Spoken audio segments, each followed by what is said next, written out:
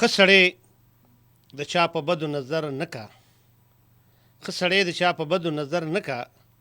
که څوک بد ورسره کاندي دی به ښه کا. په بارداره ونه تل وریږي کاڼي، په بارداره ونه تل وریږي کاڼي، ورته ګوره چې بارداره ونه سکه. او په کینه په حسد هېڅ د چا ونشي، په کینه په حسد هېڅ د چا ونشي. هر سړی چې حسد کاندي ځان وبکا. د سنو اف ام پښتونخوا ډیرو ګرانو ښاغلو کتونکو اوریدونکو، د پښتونخوا رنګونو سره زه یم ستاسو قربا روخان یوسفزی. امید لرم چې روغ جوړ به. ګرانو کتونکو اوریدونکو، زمونږ نننی د پښتونخوا په رنګونو کې چې کومه موضوع ده، هغه موضوع دا ده چې زمونږ په دې ټولنه په دې معاشره کې که موږ وګورو نو له بده مرغه سره د ډیرو یعنی هغه تعلیمي سهولتونو، ډیر د جماعتونو د درسونو د تبلیغاتو وعظونو نصیحتونو، یعنی د دې هر څه باوجود که موږ وګورو نو زمونږ په دې ټولنه کې هغه بد تهذیبي، بد اخلاقي، زمونږ له لهجه، زمونږ یعنی ډیر هغه کړه وړه د خبرو انداز، غصه او کنځلې بله څیزونه چې کوم دي نو دا زیاتېږي، د کمی په ځای باندې زیاتېږي. په نورو ټولنو ته چې موږ وګورو نو په هغه حل کې بیا موږ په دې هکله ډېر زیات یعنې ملامته غوڼه راځو چې دا دغه کوم موازنه موږ کوو د نورو قومونو سره. نو وجوهات بلا کېدی شي د هغې څه خپل سماجي وجوهات هم، نفسیاتي وجوهات هم کېدی شي، د تربیت فقدان هم کېدی شي. او ځکه ویل کېږي چې یاره د یو قوم د هغوی د تهذیب، د هغوی د اخلاقو، د هغوی د رک رکاو، د کړه وړه، د هغوی د شایستګۍ اندازه چې کوم دی نو د خوشحالۍ یا داسې په بله موقع باندې ډېره ښه کېږي. ګرانو کتونکو اورېدونکو، په دې موضوع به موږ سره زموږ ډېر نوموړی ادیب، نقاد، محقق، معلم، دانشور او یو سماجي شخصیت هم، یو ادبي ډېر لوی، او زما په خیال چې د پښتو ادب سره علاقه لرونکي یا ذوق لرونکي داسې به هېڅوک ني چې هغوی ښاغلی نورالامین یوسفزی نه پیژني. نو موږ به ښاغلی نورالامین یوسفزی صاحب چې کوم دی نو د ټلیفون په لیکه باندې اورو، د هغوی نظر به هم تاسو سره شریکو. هغوی سره سره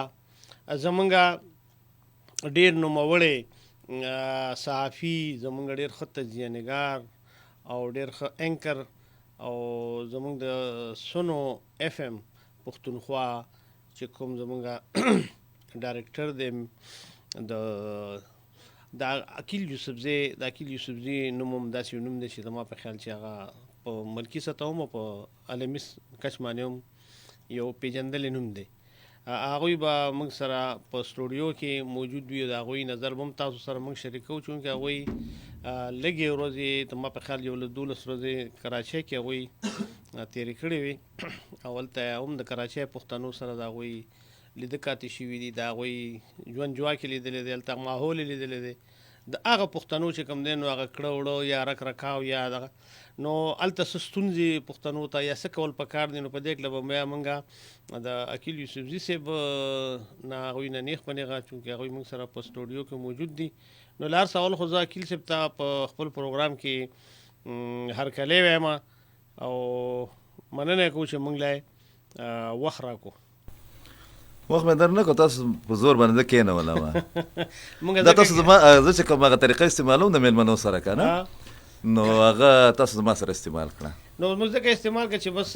د دغه نه وایي چې اوسپنه ګرمه څه شی ته جوړېږي او موږ له ضرورت مو دا موضوع داسې ده ډېره ښه موضوع. نو په دې موضوع باندې موږ غوښتل چې تاسو چونکې اوس د کراچۍ په چکر ترې وایي د خپل ضرورت په بنیاد ورسره چې کوم دی نو هم خورما هم ثواب که نه دواړه خبرې. نو نورالامین یوسفزی صاحب به هم موږ د ټلیفون په لیکه باندې اورو. ضرور. نو زما خپل خیال دا دی چې موږ نورالامین صاحب لږ وړومبې واورو نو څنګه به یې چې تاسو څنګه. ډېره ښه ده، زه بیا نورالامین صاحب هغه معلوماتو باندې تبصره هم لږ وکړم. زما خوښ دغه دی، خوښه هغه ماهرینه چې هغه یو بیلنس دی، بل دا دی چې هغې معلومات لري. صحیح. نو دا په پښتنو کې زما خپل خیال دا دی چې پښتنو کې د غټ انټرنیشنل فریم ورک په تناظر کې د سکالر سخت ضرورت دی. بیا اندازې بیان یې ډېر دغه دی، ډېر ښایسته اندازې بیان دی، ډېر ښه ویونکی هم دی چې نورالامین صاحب د وینا یعنې مطلب دی چې موږ دا ویلو شو چې هغه د تحریر او د تقریر د دواړو میدانونو یو ښه شهسوار دی. یو ښه ما یو څو کسان چې دغه کړي تاسو پته ده که نه، لکه هغې باندې خلک اکثر ګیله هم کوي. موږ خو نازک مزاج هم یو، موږ نرګسیت ښکار هم یو، د غلط فهمو خوش فهمو ښکار هم یو. زه همیشه دا خبره کوم چې په ژوندو پښتنو سکالرانو کې یا شخصیاتو کې چې برق صاحب غنیمت دی چې هغه ژوندی دی او هغه دومره غټ کنټریبیوشن کړی دی. بیا نورالامین صاحب چې دی زما په دویم کټګري کې چې دی ډېر زیات خوښ دی. یو خو هغې تیاری کوي، بل دا چې هغه د تاریخ مطالعه چې ده د هغه فریم چې دی هغه لږ غټ دی. ته چې کله د پښتنو خبره کوې، کله ته د پاکستان یا د دې خطې خبره کوې، نو هغه بعضې خلک ډېر لوکل انداز کې ورته ګوري. نورالامین صاحب ورته په لوکل انداز کې نه ګوري، دی هغه پوره پس منظر پیش منظر چې دی نو هغه ایکسپلین کوي که نه. نو الله دې راته ژوندی لري. امین. بالکل. او زه ستاسو خبرو سره اتفاق کوم، چونکه نورالامین زما خو خیر همزول هم دی، ملګری هم دی او ډېر بوډا ښکاري او ته بالکل هلک ښکاري. دا زما ملګري ټول چې کوم دی نو پته لګي نه چې اباسین صاحب هم ستا زما همزول دی. بالکل زموږ پیدایش کال یو دی او اباسین صاحب د دې مطلب دا دی چې موږ ستا سره کله نه کله ګستاخي کوو، نو دا موږ نه ګستاخي خو نه ده، دا خو لکه هغه دغه خبره وي د مینې او دغه زموږ خپله مشرانو سره اوس هم ډېر مشران خدای دې وبخښي څوک هم نه شول، اوس هم ځینې په کلي کې داسې مشران شته چې موږ ورسره ډېر ښه ګپ لګو. زموږ په ادبي شخصیاتو کې قلندر صاحب، سلیم راز صاحب، سیف الرحمن سلیم صاحب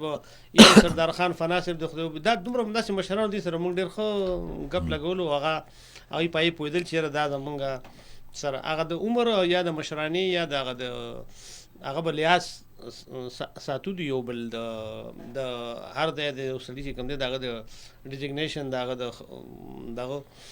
مشاري کشري چې ورته وایو که نه، مشاري کشري چې ورته وایو. خو دا ده چې نو ګرانو کتونکو اورېدونکو د نورالامین یوسفزي صاحب نظر به هم موږ اخلو په دې موضوع باندې. خو زه دا یو خبره کوم چې دا موږ اوس د تېر دا زما په خیال چې د اختر نن دغه 14مه 14مه ورځ پوره کېږي او خاص کر په دې اختر کې چې موږ ولیدل په دې سوشل میډیا باندې اکیل صاحب کې دې چې تاسو هم لیدلي دغه ویډیوګانې او دغه نو په هغې کې زموږ د دې ځینو خاص کر په هغې کې زموږ د جنوبي اضلاع سره تعلق لرونکي ځینې پکې دغه شي نو هغه چې په کومه د اختر د خوشحالي په کومه یعنی انداز کې په بد تهذیبۍ کې او کومه بد اخلاقي نو د دې یو داسې تصویر چې لکه دا پښتانه چې کوم دی نو دا دومره هغه جرمس او یا خرمس قوم دی نو او زه دا نظر لرم زما ذاتي نظر دی کېدای چې څوک ورسره اختلاف د حق لري خو موږ دا د تېرو څو کالو دا سیس چې کوم دی نو زموږ د ټولنه کې د معاشره کې را دننه شو دی نړوان دی دا سیزونه به نو د اختر په موقع یا د خوشحالي به و د خوشحالۍ خپل یو طریقه د هغې مظاهره د هغې نور هم بلا قسمونه وو خو دا اوس چې کوم سیس مخې ته راغلو نو دا زما په خیال چې زموږ د دې ټول قوم دپاره ډېره د یعنې د افسوس خبر هم ده او د دوی د دې ټول قوم دپاره زما په خیال لمحه فکریه غوندم ده چې لمحه فکریه خو ځکه نه ده چې دوی فکر نه کوي فکر نه کوي که نه او زما خو پوینټ آف ویو تاسو ته معلوم دی د کله نه چې دا سوشل میډیا راله نو دې نه صرف دا چې د پښتنو په باره کې بعضې میتس چې کوم دي هغه غلط ثابت کړله بلکې ډېر تعلیم یافته خلک او سیاسي خلک یې هغه ډېر زیات ایکسپوز هم کړل د لتلي قول دی او د هغه اقوال ډېر زیات مشهور دي چې یاره ستا باندې پرده د هغه وخته پورې پرتی چې ته خبرې کمې کوې مونږ خو کنځل کوو مونږ خو بد کلامي چې کوم دا هغه خپل یو روایت جوړ کړی دی نو دا بیا زمونږ اجتماعي دغه چې کوم دی که نه رویې چې دي هغه بې نقابه کړي او دا چې څومره دا څادر د حیا دا څادر زمونږ نه دغه کېږي راښکوده کېږي نو دومره به موږ بربنډېږو به د دې نه علاوه ماته بل لفظ چې دی نه نه بلکل وکیل صاحب تاسو خبر وکړه او یقینا چې انسان وي د ژبې په پرده کې پټ دی چې څومره هغه ژبه پرانیست نو پته ولګي چې یاره دا څه شی دی که نه نورالامین صاحب خو موږ سره پلان دی او خوشحال بابا یو شعر هم دی چې یاره د خوشحال خټک له عشقه گفتگو شي چې په لوښو کې سوي هغه ته توی شي. اوه ډیر ګران محترم نورالامین یوسفزي صاحب ته په پروګرام کې هرکلی ویم، ډیره مننه کوم چې وخت راکو په دې ګرمۍ کې. خوشاله اوسئ. نورالامین صاحب आवाज مو داسې ډیر تتغونه راځي ولې؟ ګرمي ده کنه आवाज خو یاره کوشش وکړو خلک وایي आवाज د معدې په زور کېږي نو ما نه معده خو ستاسو ماشاءالله ښه مضبوطه ده. نن ټول جرګې مرکې وکړې دا صوبایي جرګې دا خبره ده تاسو دې سره ملاقات او بیا اس پی سره او بیا د مناګي د رزړو څخه جګړه د قومونو منځ کې هغې د سلسله کې پروګرامونو سلیم د الله سره وسره علم. نورالامین صاحب مونږه خو موضوع دغه دا چې لکه زمونږ په دې ټولنه کې دا چې کومه بد اخلاقي او بد تهذیبي یا زمونږ لب و لهجه زمونږ رویې دا رویو کې سختي لهجو کې نو موضوع دا ده خو لکه هغې نه مخکې عقیل یوسفزي صاحب چې کوم دی نو هغه مونږ سره په سټوډیو کې موجود دي. هغوی نیغ په نیغه او ستاسو ډېر زیات چې کوم دی نو په تاسو باندې مین دي او ذکر ستاسو وکړو. هغه پروګرام به انشاءالله چې تاسو پوره واورئ سر کې نو بیا به د ځان پاک لمانې د هغوی هغه دغه چې کوم دی رای زمونږ ورور دی که نه خو زمونږ نماینده دی که نه په ټول ملک نه ستاسو مینه ده جي. نو عقیل صاحب هم هغه سره به هم خبرې کوو چونکې عقیل صاحب تللی و یو له 12 ورځې په کراچۍ کې تېرې کړي او د هغه ځای هغه د پښتنو سره هغوی سره ناستې پاستې ولته څه مجلسونه او کیسې میسې هم دي نو په هغې به هم لږه خبره دوی کوي بیا د کراچۍ د پښتنو په هکله باندې.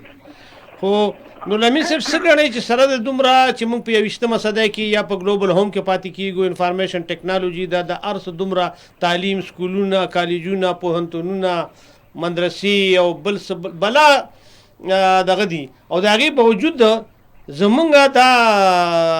اخلاق او زمونږ دا رویه او خاص کر په دې اختر کې تاسو وکتل په دې سوشل میډیا چې د هلکانو کومو د خوشحالۍ دا مظاهره وکړه دا خوشحالي مظاهره خلک لکه په دې طریقه کوي په دې هکله تاسو څه نظر لرئ چې دا څه بلا په موږ شوې دي پښتنو باندې؟ داسې ده که نه روحان صاحب چې دا خو ډېره زیاته اهمه او مهمه موضوع هم دا او ډېره زیاته ډیبیټیبل هم ده لکه دغه هم ناست دی عقیل صاحب. داسې ده که نه چې زما خیال دی یو خو دا ده چې موږ دې وخت کې لکه چې کله موږ د پښتون خبره کوو نو زه ډېره په ذمهدارۍ سره دا خبره کوم چې دې وخت کې دا پښتانه چې دي که نه نو دا د 50 کالو نه چې دی نو دا اول د 50 کالو نه مخکې کراوډ او اوس وایلنټ کراوډ دی یعنی متشدد هجوم دی او بدقسمتۍ دا دی چې مونږه که فرض که د نړیوال کلي ومیسه شو نو مونږ په حادثاتي توګه شو لکه د بونیر یا د بنو یا د دغه یو هلک یا جینۍ چې کله موبایل غوږ ته ونیسه نو دا داسې ده لکه چې بنده یو ټوپ کي او بره چت ته وخیږي او هغه په د ارتکاب هغه پوړو نی ختلی. نو په یو ټولنه کې چې کله یو نظام موجود وي لکه د مثال په توګه باندې مونږ څخه د نن نه 15 کاله مخکې چې مونږ لاړو په شا نو مونږ د یو نظام لاندې ژوند کو چې اسلام د هغې د روحانیاتو مرکز جماعت او حجره د هغې د زمونږ د تمدن او زمونږ د ژوند جواک او د پښتونولۍ مرکز کله چې دغه ژوند نو په دې کې د دې خپلې ادارې هم وي د دې خپل قدرونه بیا زمونږ ژوند تاسو ټولو ته معلوم دی چې هغه اشتراکي و یعنې پوره چم چې دی هغه په شریکه ژوند کو او په هغې کې به چې دی نو د چم مشر به چې دی هغه به د هر چا مشر و که فرض که هغه به د هر ماشوم نه څپېړه یاستا یا به په غلط کار ولیدو هغه به سموم انو هغه به داسې نو چې هغه به چا بد ګڼل په هغې یا دا وه چې اجره چې وه نو هغې کې به اجره به د چم د ځوانانو د ورځې د ځوانانو او د مشرانو د ناستې ځای هم و د شپې به پکې ځوانانو خپل مجلس هم کوه هغې سره به دا وه چې په اجره کې به چې دی نو مکالمه زده کېده ځکه چې اجره به د ټول چم وه نو هغې کې به مکالمه او تهذیب ځکه زده کېده چې هغې کې به د سړي ذاتي مناپلي نه وه لکه څنګه چې کله ډېرې راغلې زمونږ د کلي یو مشر و هغه یو ځل عباسي صاحب ته وی اجرې چې وي نو ټولو خلکو مخکې وي او چې خلک بیټکونو ته لاړ نه وي داسې شو هغه مشران خو زورور خلک دي داسې خبرې کړو چې عباسي صاحب ما ته وي چې دا به په ټلویزیون اوس څنګه وایي نو مسله دا ده چې کله موږ د نړیوال کلي څه شو دا تقریبا د 45 کالو کیسه ده او دغه دوران کې دلته جنګ هم راغی یعنې جنګي استاد هم راغی او هغه ماحول کې زمونږ دا نوې کول پیدا شو لوی شو کله چې داسې وي چې یو یعنی حالات هم بدل شي او حالات هم بدل شي مطلب ټکنالوژي هم بدل شي حالات او د خیالاتو او د حالاتو منځ کې یو ټسل وي مطلب دا چې زاړه قدرونه چې دی هغه لکه د مهي کمانډا ولا زور ورکړي نه لکه د پړت کې د لاس نزي او نوې قدرونه د هغې څه شکل واضح ني یعنی هغه تاسو سوسایټي نه پیدا کړي هغه د بل ځای نه راغلي هغې سره دا چې کله یو دا چې کوم نوي آلات راغلل نو چونکې دا موږ په خپله نو جوړ کړي لکه که موبایل دی او که د نوې دنیا دا کومه نوې حجره ده د فیسبوک دا نو دا چونکې زموږ خپل کریشن نه دی نو لکه داسې ده لکه چې ته یو ماشوم له یو قیمتي شی ورکړې او هغه د هغې په استعمال نه پوهېږي نو مسله دا وشوه چې اوس د دې خو اخلاقیات نه که نه د موبایل اخلاقیات نه اخلاقیات خو د انسان که نه نو زه اکثر د یونیورسټو کې کالجونو کې چېرته هم چې ځم نو زه د استادانو ته دا خبره کوم چې دا بچي چې د کورونو نه راوځي نو د بدقسمتۍ نه دا بچي چې دی دا د دوی ته په کور کې هم وګوره زه اکثر وایم چې د اول جماعت نه واخلې تر لسمه پورې دا د تربیت دوره ده یعنی د هلک او د جینۍ انګریزان وایي که نه وایي پروډیوس د انفنټ پروټیکټ د چایلډ اینډ فری د ایډلټ یعنی چې ماشوم پیدا کا او هلک بچ کا او ځوان پرېږده بیا اوس دا ده چې تر لسمه پورې دا د تربیت دوره ده او د لسم نه پس بیا د یو لسم دولسم دوره چې ده نو دا د کونسلینګ دوره ده بیا اوس دا ده چې یو ځلې د حضرت عمر رضی الله عنه په زمانه کې یو هلک خپل پلار وهلی و نو وایي هغه چې کله امیر المؤمنین ته پیش شو نو هغه امیر المؤمنین ډېر زیات غوسه و هغه هلک ته وی جلال کې وشګره نو هغه ورته وایي صاحب زه چې په خبر پوه شوی یم نو دراله څاروي راکړي دي او کوټه کړ هغه راته وایي چې دا سره واو چې دا یو څاروی بل راوپرځي کله جنګ شي نو چې پاسئ نو هغه د ښکرو منځ وه نو نن چې زه کور ته رالم د زما مور راپرځولې وه نو ما ولې د ښکرو منځ و نو اوس مسله دا ده چې په کورونو کې تربیت بیا په جماعت کې تربیت بیا په سکول کې تربیت آیا دا کوم پلاران استادان د ځوان نه تاسو کو چې آیا موږ په کورونو کې تشدد کوو په یو بل هم تشدد کوو ښځه خاوند هم یو بل سره په رویو کې هم تشدد دی آیا په موږ کې زغم او برداشت دی موږ په خپل ذات باندې دومره چیک سیخي دي ځکه چې کله زه په کور کې کنځلې کوم کله زه په کور کې د خلکو بېعزتۍ کوم د خپلې ښځې سره زما رویه خني کنځلې کوم نو دا بچی خو زما نه صرف ښې خبرې نه زده کوي بد هم زده کوي که نه نو یو دا ده چې په معاشره کې درې قسمه اخلاقیات دي روخان صاحب یو وي سماجي اخلاقیات یو وی مذهبي اخلاقیات او یو وی سرکاري یا قانوني اخلاقیات ګوره د قانوني اخلاقیات خو خلک د دې وجې نه فالو کوي چې سزا به راته ملاو شي مذهبي اخلاقیات چې دن اکثر خلک د خلکو مخکې فالو کوي چې د دې نه یریږي چې ما سره به څوک برا باندې فتوا ورکړي خو دا سماجي اخلاقیات چې کله مضبوطي کلچر مضبوطی روایت مضبوطی نو خلک د شرم نه او د ملامتیا نه داسې حرکت په کلي کور کې نه کوي لکه مثلا په کلي کې یو سړی غلا د دې وجې هم نه کوي چې دا خو مذهب هم مذهبي اخلاقیات هم نه مني یا قوانین چې کوم سماجي قوانین دي هغه دا دي چې که زه په غل مشهور شم لکه زه او ته په خپل کلي په چم کې په غل مشهور شو نو به بیا هغې کې ژوند شو نو مطلب دا دی چې کله کلتوري بڼه ماته شي او کله چې دی نو سوسایټي چې دا ټولنه چې دا ماته راماته شي دې سره داسې وشوه چې کله د موبایل راغې او موږ د نړیوال کلي حصه شو نو دې سره داسې مسله وشوه چې زموږ خپل روایتي ژوند مات شه چې کله مات شو نو موږ بیا د دې معاشي مسلو د وجې نه لکه معاشیات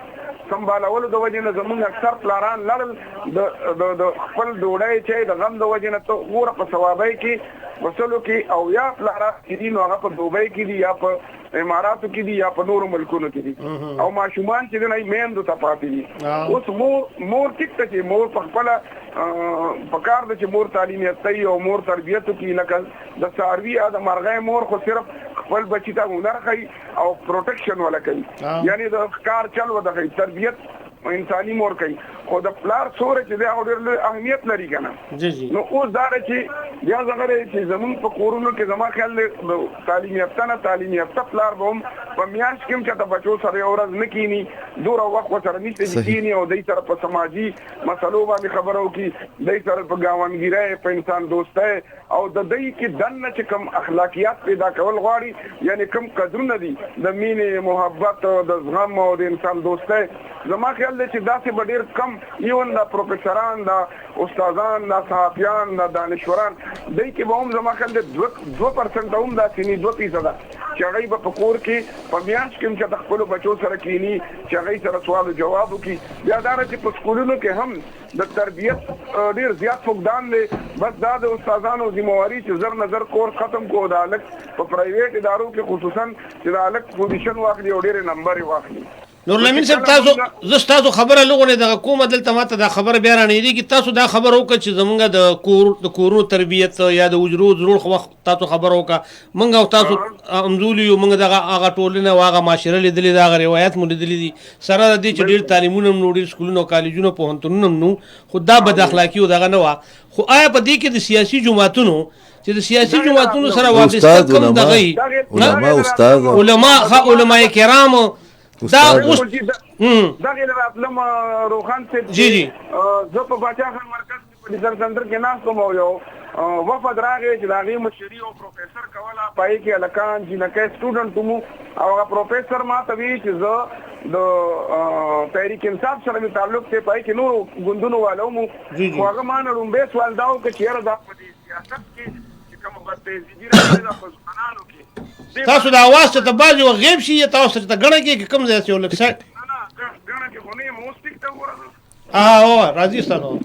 نو ما ورته وی چې عربی کې یو متل لیمه چې وایي چې الملت غلا دیني ملوکي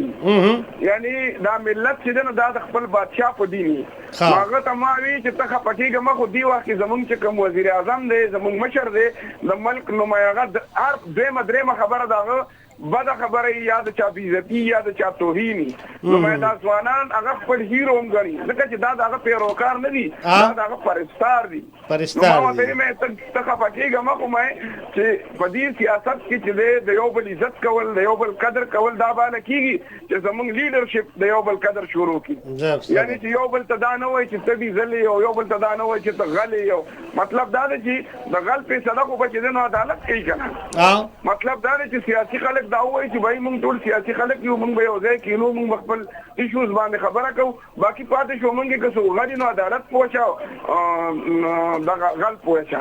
زما مطلب دا دی چې یو خو سیاسي کلچر په تېرو 140 کالو کې ډېر زیات ګنده شه ډېر زیات غلاظت پکې راغی په ماشومانو په ځوانانو کې چې کوم د معاشي فرسټریشن او د کورونو د تربیت کم فقدان هغه ګندګي هغه غلاظت چې دی نو هغه د سیاسي او طلب ځای څخه بهر راووتو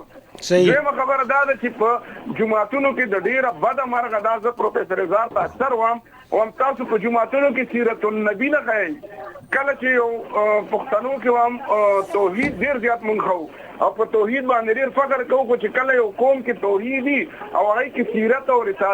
رسالت سره مینه نه وي نو هغه قوم مثال د شیطان شي ځکه چې هغه خو ظالم شي که نه د صرف توحید نه دی توحید شیطان هم موحد و هغه خو انسان هغه خو رسالت دغه نه کوله سجده که نه نو زه دا ګڼم چې زمونږ په جوماتونو کې هم نه سیرت النبي ښودلی شي او نه زمونږ مشران چې په مخکینو صفونو کې ناست دي د هغې ژوند د سیرت النبي نمونه وي یعنې چې په هغې کې زغم وي برداشت وي د یو بل عزت وي ګوره زمونږ پیغمبر علیه السلام فرمایي چې څوک د ماشوم په ماشوم شفقت نه کوي او د مشرانو عزت نه کوي دې زمانه نه دی حدیث مبارک دی که نه تاسو په دې چې سوچ کړی دی چې د دې حدیث کې دا انټر ریلیټډ دی مطلب دا پیغمبر علیه السلام وایي چې ته به د معاشرې په ماشوم باندې شفقت کوې د لارې کوڅې خپل باندې خو باندې کوي نو چې ته هغه سره مینه کوي او شفقت کوي نو به ستا عزت کوي بالکل مطلب دا چې یو ریلیشنشپ به زه چې کله خپل چم ته رانه وځم نو دلته چې څو هلکان او جینکۍ واړه ما وویني رامنډې کوي زموږ بابا راغی مطلب دا دی چې زه ډېر لوی سړی نه یم خو لږ ډېر زه هغوی سره مینه کوم او لکه کوشش مې دا وي چې لکه دوی سره دوی د تشدد ماحول وانخلي نو زه دا ګڼم چې که چېرې زمونږ دانشور طبقه زمونږ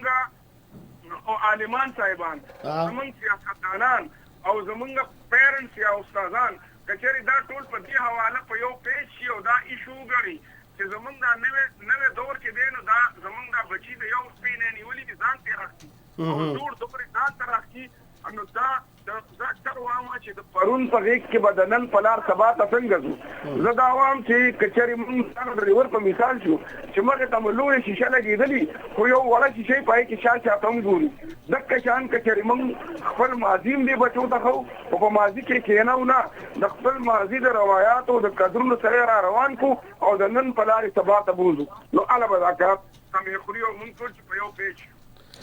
نور لمین صاحب بالکل تاسو دا خبره خو په خپل ځای ده خو موږ هغه موضوع دغه کړې وه دا اوس تاسو وکتل چې په دې اختر کې او یعنې د یو مخصوص جومات ټوپۍ او جنډې او بیا په کومو طریقو سره چې هغه دغه اظهار وشو لکه دا نو زما په خیال چې دا موږ د بل زه لکه صفا خبره کوم چې موږ د بل سیاسي ګوند د بل سیاسي جومات کېدای شي هر څه شي خو لکه ټوپۍ یا جنډې ورسره دغه یو مخصوص جومات وي او هغه چې کومه مظاهره وکړه نو زما په خیال چې هغې خو زموږ د ټول قوم چې کوم دی نو اصل کې دا په تهذیبي خو هم دغه خلکو د ماشومانو د ځوانانو ته وښوله او د دې نه علاوه یو بله خبره هم ده ما بله ورځ راته یو سړي فریاد وکړ د هلکانو د اتم نهم چې د اتم اووم او شپږم چې کوم ریزلټونه ووتل نو د نجي سکولونو ماشومان یې په لاره باندې خپل کاپیان یې خپل کتابونه شلول او دا روډونه داسې د پاڼو نه ډکو اوس دغه شان د روژې لس روژې چې پاتې شوې د ماشومانو چې دا کمې ډکې شروع کړې زما دا خیال دی چې په دې کې د سیاسي خلکو خصوصا چې کوم نوې کول زلمې کول کوم سیاسي ګوند سره زیات دی په هغې زیاته ذمهواري راځي چې بھائی تاسو دې لپاره سټډي سرکلې وکړئ دی وایي چې دا سیاست نه دی چې ته چې دی نو د اخلاقیاتو جنازه وباسي او ته په روډونو باندې ګډېږي هم نه دا خو ګډه هم نه ده دا خو داسې حرکت دی لکه د زناورو غوندې حرکتونه دي صحیح نو چې دی په دې پوه کې چې بھائی ستا دننه ته خدای پاک تا ته ویلي چې ولقد کرمنا بني آدمه دا له خدای پاک عزت درکړی دی نو ته خو خپل ځان کې چې کوم انسان دی اول د هغې عزت خو ته خپله وکړه که نه بالکل بالکل بالکل نو دا پکار دی چې د سیاسي ذمهوارۍ د سیاسي خلکو هم دي خو د مور پلار او د استادانو او د عالمانو زیاتې دي که چېرې موږ دی صحیح تربیت کړو دی به بیا موږ نه څوک بیدارې کولی هم نشي بالکل نور امین صاحب تاسو ډیره مننه په دې کوو چې تاسو موږ سره په دې لږ وخت کې هغه مرزا ډېر وایي په لږ کې ډېر په لږ کې انتخاب دی نو تاسو ماشاءالله موږ سره په دې موضوع چې کومې خبرې وکړي ستاسو وخت او دا موږ یو ځل بیا مننه کوو الله مو راته ښاد اباده ژوندي لره او روغ رمټ ځکه چې موږ کله تاسو ته په کومه موضوع ویلي دي نو تاسو بالکل لبیک ویلي دي نو زموږ ټوله اداره ستاسو چې کوم دی نو ډېره زیاته منندویه ده ښاد آباد او عقیل صاحب هم ناست نو دوی د کراچۍ په هکله دوی نه هم بیا لږ څه تپوسونه کوو نو ډېره مننه او خوشحاله او آباد راته اوسئ ډېره مننه د الله په امان عقیل صاحب تاسو نورالامین صاحب واورېدو او زما په خیال چې ښه د زړه په غوږو مو واورېدو او اوس تاسو غالبا پرون راغلي کراچۍ کې هم له 1200 د تیرې کې د دې ځای خو بهرحال تاسو اسم چې کوم دی نو په هغې باندې نظر دی د دې زموږ د پښتنو په دې ټولنه باندې هلته د هغه ځای په هکله تاسو خپل څه مشاهده او څه نظر زموږ کتونکو اورېدونکو سره شریکوي د هغه ځای پښتنو د ژوند جواکه والي سره یا نور داسې څه ستونزې یا دا چې کوم تاسو مخصوص کړي وي او تاسو ګڼئ چې د دې اظهار وشي یو خو دا د روخان صاحب چې لالا چې کومې خبرې وکړې زه 100% د دې سره دغه یم متفق یم دا څومره بده خبره ده که نه څومره سپکه خبره ده چې د دوی د مور پلار او دغه سکولونو کې چې دوی سبق ویلو نورالامین لالا چې دا کومه خبره وکړه چې هغوی خپلې کاپیانې او کتابونه دغه کول چې هغه خصم غټ کوتک پسې راوالی که نه چې دا کوم سکولو او دا د بیا د چا ماشومانو دا مور پلار او د استادانو خصم وټکئ چې تاسو دا نسل پیدا کړی د کراچۍ کې تاسو زور ځکه لګوئ چې ستاسو پیدایش د کراچۍ زما ورسره راوړو ظاهره چې کوم ځای کې سړی پیدا شي نه خو د هغه او ما ته هلته کې چا وویل ما سره ټایم بیا دومره دغه کېدو نه وی چې کوم ځای کې کیاماڼۍ کې وی چې هلته کې پوره تر اوسه پورې د حجرې یا دغه د بیټکه یا دغه دالانه کلچر تر اوسه پورې دی هلته کې باقاعده چې دي د ستړي زموږ پښتانه خو اکثر هلته کې 80% مزدوران دي نو دوی چې راشي نو هغه باقاعده دغه والا نشستونه چې دی هغه کوي یا زموږ دوست دی سرور شمال ډېر ښه شاعر دی پولیټیکل ورکر دی نو هغه د خپل کور نه چې دی په دغه فاصله کې چې ده نو هلته کې داسې اجرت ټایپ دغه کړی دی بوټي پکې لګولي دي او هلته هم ملګري راغونډ شي یو دغه کوي یو سیشن کوي لکه کتارسس چې ورته موږ انګریزي کې ورته وایو خو مجموعي طور نه چونکې په کراچۍ خبره ځکه کوم چې کراچۍ د آبادۍ په لحاظ سره د پښتنو ټول غټ ښار دی د کدی نه اندازه ولګو چې تاسو پیدایش په کراچۍ کې شوی دی او زمونږ خو اوس مخکې به کوساس یاد شي موږ مړی کلو ته راوړو خلک هلته کې خخی ځکه څلور پنځه جنریشنز چې کوم دي په دې زمونږ په دې یادو کې هغه رالوی شو څه چې دي هغه وفات شو پکې مجموعي طور له د کراچۍ پښتانه چې څنګه 15 کاله مخکې وو څنګه چې 10 کاله مخکې وو ذهني طور له تعلیمي طور له سماجي طور له یا سیاسي طور له تعلیمي طور له بدقسمتۍ نه هم نن په هغه ځای کې ولاړ دي ټیک شو البته یو شی چې دی که نه چې هغه مطلب دا دی چې هغه اوس خاص پیشرفت چې کوم دی یا پیشقدمي چې کوم دی یا ترقي چې ده هغه یې نه ده کړې لکه په کراچۍ کې دا خبره ډېره زیاته مشهوره ده چې که ته په روډ باندې روان او یو 15-20 کیلومتر اخوا تا ته په روډ له پاسه او بیا ماتې کوڅې او دا مین هولونه او دا څیزونه دغه شي نو دا د پښتنو علاقه وي ایون دا ګلستان جوهر او دا ټایپ علاقې چې کراچۍ ایرپورټ ټایپ کې ډېر غلط امپریشن وي ډېر زیاته زما خپل خیال دا دی بیا بله ما مشاهده وکړه ما د خلکو سره ملاقاتونه وکړل بیا زه په هغې باندې لیکل هم کوم چې مالدار خلک هم د ژوند په تېرولو باندې نه پوهېږي چې ښه صاحب ثروت خلک لکه اوس پټان کالونه یا فرنټیر کالونه چې کوم دي هلته کې د جدید یا د باسهولته ژوند هېڅ تصور نشته تر اوسه پورې ټیک شوه خو هلته کې د 100 ګزو پلاټ چې کوم دی نو هغه بالکل دغه جدید او ترقي یافته علاقو په نرخونو باندې میلاویږي خو مطلب دا دی چې دی هغه کور نه بهر یا کور کې دننه هغه داسې جوړول نه غواړي چې هلته کې د ده بچی د ده میلمه د ده ګاونډیان دي چې دي لږه هغه معیاري ژوند چې ورته موږ وایو چې هغه تا ذهني طور لږه ریلیکس ساتي که نه نو هغه پکې نشته درېیمه خبره هغه دا ده چې په یو شي خوشحاله شوم چې سماجي ادبي او ثقافتي سرګرمیانې پکې پېښور نه زیاتې دي او هغه چې دی هغه ما هغې ته ملګرو ته دا خبره هم وکړه چې یاره دغه والا دغه چې دي د کړۍ راونسئ دا راونسئ ځکه چې له دې نه به موږ دا نور څیزونه چې کوم دي دا به دغه کوو مخکې ډیولپ کوو به پکې بل هغه د سیاسي دغه ته چې موږ رالو یا انتظامي ډانچې ته هلته کې د سن بیسډ ورته نه شوی د کراچي بیسډ چې کوم نیوز چینلز دي یا میډیا ده په هغې کې د پښتنو نمایندګي چې ده که نه هغه د نش برابر ده او که تاسو د دې هفتې 10 ورځو نه ګورئ هلته کې چونکې تاسو زمانه زیات خبرې پې نو په کراچۍ کې د ترانسپورټ زیات کاروبار چې د هغه د پښتنو په لاس کې دا ډمپر چې کوم دی یا کنټینر چې کوم دی د دې نه نن هم 2 کسان چې کوم دی هغه یو ماشوم پکې وجلی شوی دی پرون یو ګاډی پکې سوځولی شوی دی او بیا هغه یو پارټي چې هغه د هندوستان نه راغلی ده هغې او بعضې پرتشدد د پښتانه چې کوم دي چې هغه پولیټیکل پوینټ سکورینګ کوي ما یو خطرناک شی دغه کړو بیا مختلف لیډرانو سره ما خبرې هم وکړې مین سټریم پولیټیکل پارټیانې چې زمونږ دي چې یاره تاسو په دې کې یو کردار ادا کوئ بیا چې دی یو دوه د غټو د یو قومیت او بیا د ټرانسپورټرانو په شکل کې د پښتون قومیت د دې په منځ کې یو کلیش جوړېدو نو ما هغې کې هغه والا نان پښتون چې د هغې سره هم خدای د خلکو عزت وکړي کالز مو وکړل چې یاره داسې څیزونه چې کوم دي دا بیا کراچۍ هغه زوړ دي دغه مه بوځئ خو تاسو خیال شي کراچۍ کې د پښتنو او د مهاجرو کوم یو غټ کلیش شو هغه هم د یو واقع باعث یو یا چوراس یو مزدې والا چې دی بشرا نومي یو ماشوم یا جنۍ چې دغه کړه د هغې نه بعد څومره خلک په هغې کې مړه شول پکې نو ما خپل خیال دا دی چې د پښتنو ګوره موږ مسافري ولې کوو زما په تیپور سوات کې خوشحاله شوم پرونه باسین صاحب او پرویز شاهین صاحب د دوی زموږ کلي ته تللي وو هلته کې باغډیرې یو ځای دی هلته کې اکټیویټي کړې ده یو ادبي تنظیم هلته کې جوړ شوی دی نو زمونږ د کلي نه ښکلی کله نه منډه شتی نه خو زه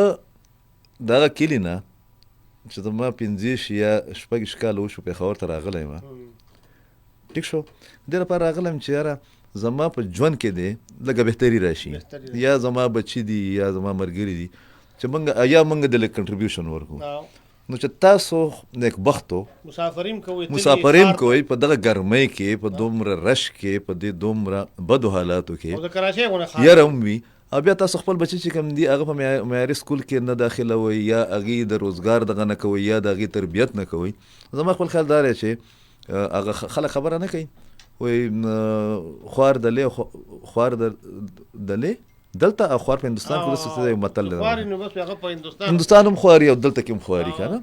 نو زما خپل خیال دا دی چې پښتانه دې په خپل اجتماعي رویو باندې تاسو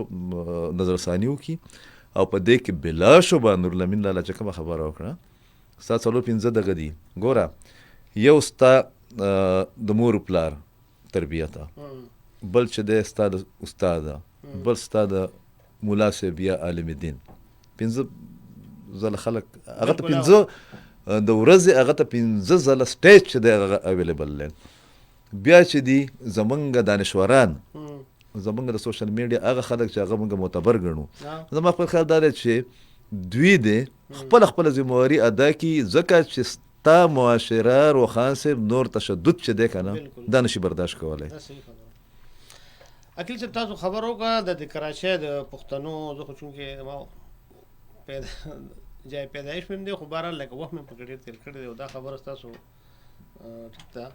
چې عجیبه خبره دا ده چې دغه کراچۍ کې دوی وخت تېروي او زما په خیال چې زموږ ته څوک کالر هم څوک ټلیفون کوي نو چې د هغوی رایه الو السلام علیکم وعلیکم السلام ښه جوړې برابرې په خیرونو د کوم ځای نه اوسه نوم مو دی زه رشید یم د هنګود وابې نه راشد بھائی څنګه له خیر دی ټیک ټاک والا خیر دی تاسو ښه همکاران ښه دي ډېره مننه څه ویل غواړئ والا موضوع خو نه دی ویدلې ریډیو نه دی قرآن کړی څه موضوع جی په موضوع مو ځان نه پوه کړی نو بس موضوع باندې خو خیر تاسو دغه ووري بیا نو انشاءالله بیا راته دوباره کالو کې موږ لا ناس یو نه زه به ورته وایم او موضوع دا موضوع ده چې لکه موږ د تقریبات شوي لکه اختر شو یا د خوشحالۍ بله یو موقع شوه نو زمونږ ځوانان چې کله راوځي په موټر سایکلو باندې هغه بیا د پولیټیکل پارټو جنډې اوچتوي هغې د خوشحالۍ په چل باندې نه پوهېږي عجیبه حرکتونه کوي نو موږ آیا بد اخلاقه شوي یو که نه دغه ماشومان چې کوم دي دوی پوهېږي نه دغه خبره والا بس دا خو بس مو خال دي که نه بس خپله ځان نه ملګري که نه او دا خو نه دی په کور درو تیز موټرسایکل یې بتلن خو بس اختر یې دي څه که روژه وځي که نه هغه خوشحالي وي پوه خوشحالۍ کې دا ده چې دا لمن به په ځان باندې راوړی شپې به بره کړي او سر به ښکته کړي او خوشحالۍ کې هم خپل یو حدود و قیود دي که نه د ځنګل ازادي خو نه ده پکار بس دا خبره موږ دا نو پښتانه دي بس نه په مال پوهېږي نه په ځان پوهېږي که نه او که نه بس دا ډول الله هدایت وکړه الله دې هدایت وکړي ډېره مهرباني ډېره مننه راشد ډېره مهرباني اکیل صاحب ما خبره کوله چې تاسو د کراچۍ د پښتنو خبره کوله نو که تاسو خیال نو سره د دې چې دوی هلته وینې ګوري دغه نور قومونه هم هلته پاتې کېږي او هغوی چې په کومو ځایونو کې پاتې کېږي یا هغوی څنګه ځان له کور جوړوي او د صفایۍ د اوبو د نقاشۍ د دغه ټول حوالو سره زه نه پوهېږم چې سره د دې د هغوی که تاسو خو تللی نه که تاسو کیاماڼۍ ته لاړئ او په کیاماڼۍ کې ډاکس کالوني ورته وي او د دریاب څخه سر په غاړه هلته چې تاسو په کومه ګلی ځئ نو تاسو به وایئ چې دا بیخي د پایپونو ګلی ده دې کې تش دا د اوبو دا پایپونه نه دي دا پکې دغه کړي وي او دومره تنګې کوڅې پرېښودې وي چې په هغې کې خدای مکه که څوک دغه شي نو هغه زما یو شعر دی چې د ښار په تنګو کوڅو ور پورې شه په مر ترې هم سړی په ګرانه وځي چې دې نه به بیا سړی نو څه وجه ده چې د دې هر څه باوجود چې کوم دی دا دی د لارو د کوڅو د صفایۍ د صحت د اوبو د دې انګریزي کې یو دغه دی که نه سیویک سینس د اوسېدو هغه طریقه زما خیال دا دی چې هغه د هغې نه موږ ډېر زیات لرې یو او لکه بنیادي طور لکه تاسو یو هغه اجمالي جایزه کله اخلئ نو په دې نتیجه رسو چې موږ د نورالامین لالا هم خبره وکړه یا یو تیوري دا ده چې پښتنو کې د تشدد چې دی که دا ځکه دی چې دوی جنګونه نه خو پښتانه ژوند بېزاره ژوند بېزاري پکې ډېره زیاته ده هلو السلام علیکم وعلیکم السلام روحان صاحب څه کوي ښه په خیر علی جی د کوم ځای نه زه رحمان خبره کوم دی پېښور نه جی رحمت رحمان الله جی ښه رحمان الله څنګه خیر د ټیک ټاک الحمدلله جی د اکیل یوسف زی صاحب تم سلامونه جی وعلیکم السلام وکیل صاحب تاسو مننه سو ویل غواړئ د موضوع مناسبت سره تاسو به خبر اورېدلې می موضوع یاره جی موضوع خو مې نه اورېدلې خو دې لپاره مې دغه وکړو چې ما یاره موږ د اکیل صاحب ډېر پروګرامونو ته ډېر پته مو یو که نه ښه خو لکه دا بس پته نه لګي موږ هغه ټایم لا پروګرام ولګو بس هغه بیک ټو بیک روان یو نور ډېره مننه زما یو چې د یو د پیر په ورځ باندې وي په 8 بجې او اظهار بل زما ستا کلی سبا دی د منګل په ورځ هغه 8 بجې نه منګل ورځ خو نن ده د بوت په ورځ د بوت په ورځ باندې هغه څه ټایم وي 8 بجې وي دا هوسټ د خپل پروګرام پته نشي څه ټایم وي کنه سرجی ما تاسو 8 بجې ما د جمعې په ورځ لري کنه جی او میانس کې چې دی داسې د زورور چې راشي نو داسې په کې کېنه نو سبا به 8 بجې باندې زمونږ پروګرام یې پښتونخوا ټاکس ته وایو نو هغه کې اظهار چې دی دا کوربه دی او زه په هغه کې چې دی په دغه ګډې وډې وایو بس لګیا یو دا نه جی خبره ګډې وډې نه تاسو خو وځي زموږ د سر ګلونی مننه ستامینه رحمان الله ټلیفون مو راته وکړو ډېره مننه وکیل صاحب به انشاءالله بس سبا کې خیر وم او تاسو ته ووایو چې دغه ټایم باندې به تاسو ورته بیا پروګرام بیا اورئ که خیري ښه انشاءالله او اصل کې دا ثروت وکیل صاحب نه و هغوی دوی کراچۍ ته تللي نو دا هفته لس ورځې په دغه وجه باندې غیر حاضر مو د پروګرامونو نه ډېره مننه خوشحاله او آباد راته اوسئ قدرمن شي جی وکیل صاحب خبر تاسو پکې مس کې کال نو موږ ژوند بیزار خلک ګوره تاسو وګورئ که نه زمونږ ملګری او دوست رور ډېر ښه سیاسي پولیټیکل ورکر طارق لالا طارق احمد خان زمونږ د فیملی سره نو هغه نن د شپې ته وشو که نه د هغه نو ما ورته ویل چې د پښتانه خو روټین کې دغه کوي وایي چې د 40-50 نه خوښ وي بیا وایي الله کوه او لکه د اخرت په خپل هم پوسټ ورکړو چې د شپې تو شو نو د ویشتو شو که نه خو داسې هم خلک شته چې هغه تر اوسه پورې الحمدلله څومره هغه اکټیویټیز کوي یا لکه نورالامین لالا وګوره چې هغه چې نن مې دومره اکټیویټیز وکړله زما خپل خیال دا دی چې د ژوند سره مینه کول چې کوم دي که نه دا ډېر لازمي دي ځکه چې ته د ژوند سره مینه نه کوې ګوره یو پیشو ده یو سپی ده زموږ په کورونو کې وي هغې خبرې نشي کولی یو خارو ده یو طوطي دی ته چې د هغې سره مینه کوې که نه بلکل ټیک شوه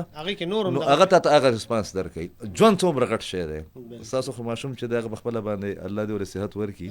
څومره ګران کار دی مور پلار دپاره چې هغه ښه صحت یې هغه څومره میټر کوي یاره خدای پاک ستا په دې دماغو باندې ستا په دې غوږونو باندې په دې سترګو باندې په دې غاښونو باندې په دې زړه باندې ډېر غټ انویسټمنټ کړی دی روخان صاحب ما یو ځله دا کپرې چې اوچته کړي که نه دا کپرې چې اوچته کړي په دې کې د دننه تارونه چې دي رګونه چې ورته موږ وایو ما دا کتلي دي ما له 15-16 ورځې خوب نه راتلو یو اپریشن کېده زموږ یو ډاکټر دی ته یې پېژنې نو ما ورته چې یاره دا زه ګورم چې یاره خدای پاک کم سیسټم موږ له راکړی دی نو موږ چې کله بیا ته د ژوند نه بېزاري کوې که نه نو ژوند به هم ستا نه مخ اړوي تا هغه پیشو ته یا تا هغه سپي ته یا هغه ته کو تا لیفټ ورنه کړو ډېره لم لیفټ نه درکړه نو ژوند څومره غټه یو عظیم دغه ده په تاسو د کراچۍ خبره وکړه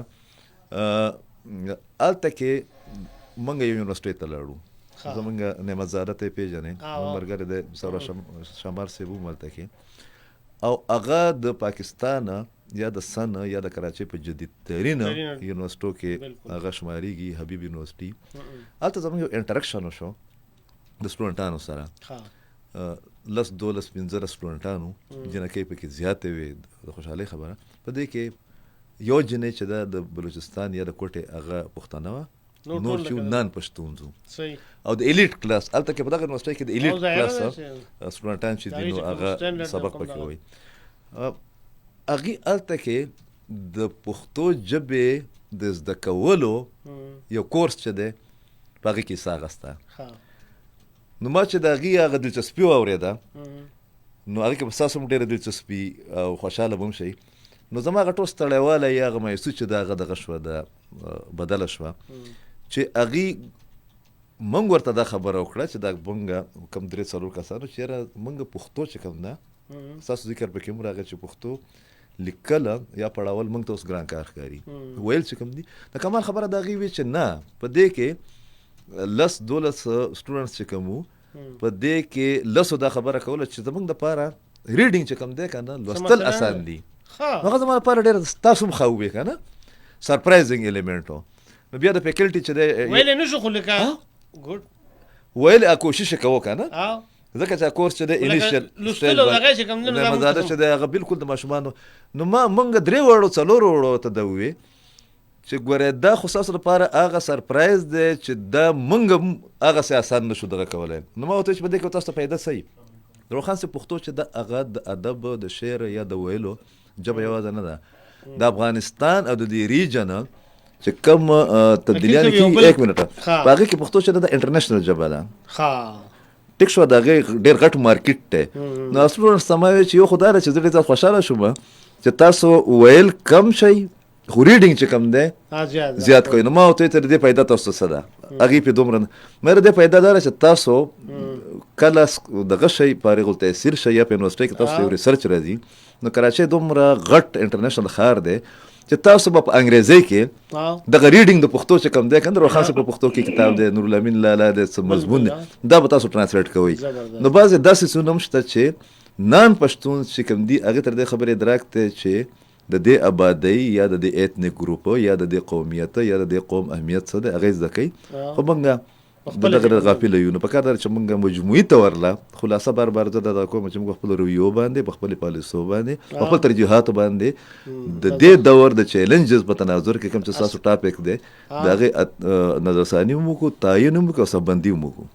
ډېره مننه اکیل صاحب زما په خیال موږ ته څوکان هلو السلام علیکم وعلیکم السلام تاسو دواړو محترمو ته سلام کوم وعلیکم السلام ډېره مننه تاسو جی خپل اسم شریف هم راته ووایو د کوم ځای نه مو کال کړی زه جی ټل نه د سره قیوم ټیلر د سره په لاین باندې هم تاسو ټاپک ته مو غېږ یخه ده او ښه په مزې باندې اورم تاسو کومې خبرې ډېره مننه خوشحاله اوسئ جی ډېره مننه څه ویل غواړئ جی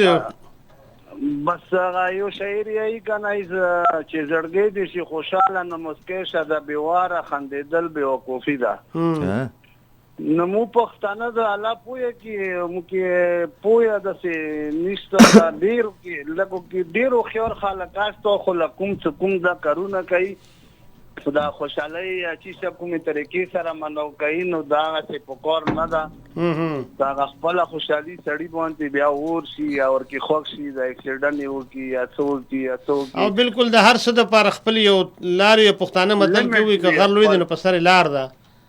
نو پکار دي چې موږ خوشحالي کوو نو د خوشحالۍ مطابق خوشحالي پکار ده او د هغې دپاره خپل روایات او اخلاق او چې کوم دغه وي که نه د هغې منې خیال ساتل پکار وي او قیوم صاحب ډېره مننه چې تاسو موږ سره کال باندې خبرې وکړې پښتانو مو غره دغه نه مو مړی او چا سره سم دي او نه مې دا خوشحالي چا سره سم ده مړی دا جړاګانې او دا ویلاګانې او مساله دې موږ کې پوهه راولي الله دې موږ کې پوهه راولي بس خدای عقل را او خدای پوهه را او زړګی مضبوط را او سینه لویه را ډېره مننه قیوم صاحب ډېره مننه خوشحاله اوسئ آباد اوسئ ګرانو کتونکو اورېدونکو دا زموږ موضوع یقینا داسې موضوع ده چې په دې باندې ډېر څه ویل کېدی شي د دې بلا اړخو دې سره تړلې ډېرې خبرې دي نورې بلا خبرې دي خو زموږ د پروګرام وخت هم سرته ورسېدو اکیل صاحب ستاسو زما یې فرمایش دی ګوره ما دومره خبرې وکړې که نه یو 2-3 د ښکلي شعرونه راته خپل دغه که د زموږ ملګري او اورېدونکي چې دي او کتونکي بله خوشحاله هم شي اوږد نظم ټایپ وي که نه نظم خو راته داسې اکیل صاحب ستاسو خو یاداشت ډېر ښه دي ماشاءالله نه یاداشت خو مو شته خو داسې نظم رالو سره एकदम دغه رعایت نه شي څو شعرونه خو شعرونه به در سره دا شریک کړم چې یاره